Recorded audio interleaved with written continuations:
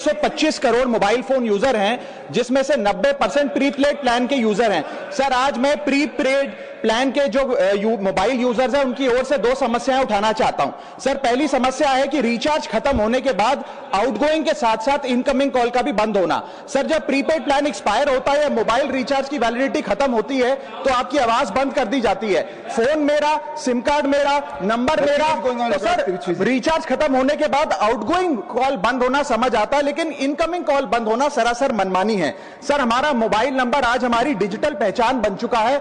Essential communication जैसे कि UPI payment, banking OTP, train ticket OTP, PAN Aadhaar authentication, interview का call, hospital का call, मां बाप का गांव से कॉल, तमाम चीजें इनकमिंग कॉल और इनकमिंग एसएमएस से आती है और वो इसलिए बंद कर दिया जाता है कि इंसान एक रिचार्ज कराना भूल गया।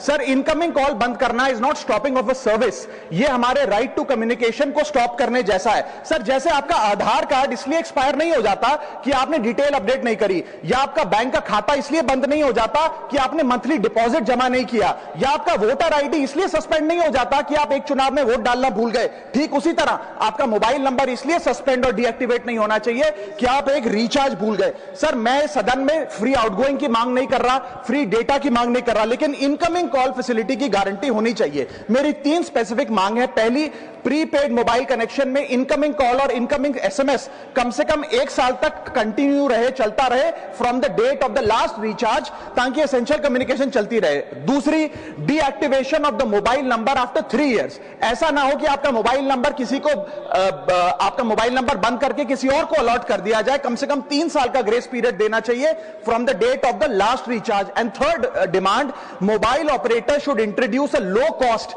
Incoming only plan. वो लोग जो सिर्फ इनकमिंग के लिए फोन रखते हैं उनके लिए, जैसे कि 10 रुपए में 180 दिन की इनकमिंग कॉल की फैसिलिटी, इस प्रकार की स्कीम्स मोबाइल ऑपरेटर को लानी चाहिए। दूसरी समस्या जो प्रीपेड कस्टमर्स फेस करते हैं वो है टेलीकॉम ऑपरेटर का 28 दिन का मंथली रिचार्ज। साल में सर महीने 12 होते हैं, लेकिन 28 दिन की रिचार्ज के माध्यम से 13 टाइम्स रिचार्ज कराना पड़ता है। कैसे सर? 28 दिन into 13 times is equal to 364 days. ये एक बड़ी क्लेवर स्ट्रैटेजी है जिसके चलते आपको फीलिंग 30 दिन की देते हैं, लेकिन आपसे डीलिंग 28 दिन की करते हैं। सर, दुनिया में हर जगह बिलिंग साइकिल कैलेंडर मंथ के हिसाब से होती है, 30 या 31 दिन। आपको मंथली सैलरी, लैंडलॉर्ड का रेंट, बैंक की ईएमआई, बिजली पानी गैस का बिल, तमाम चीजें 30 या 31 दिन के महीने के हिसाब से होती हैं। लेकिन ये मोबाइल ऑपरेटर, टेलीकॉम ऑपरेटर 28 दिन के महीने के हिसाब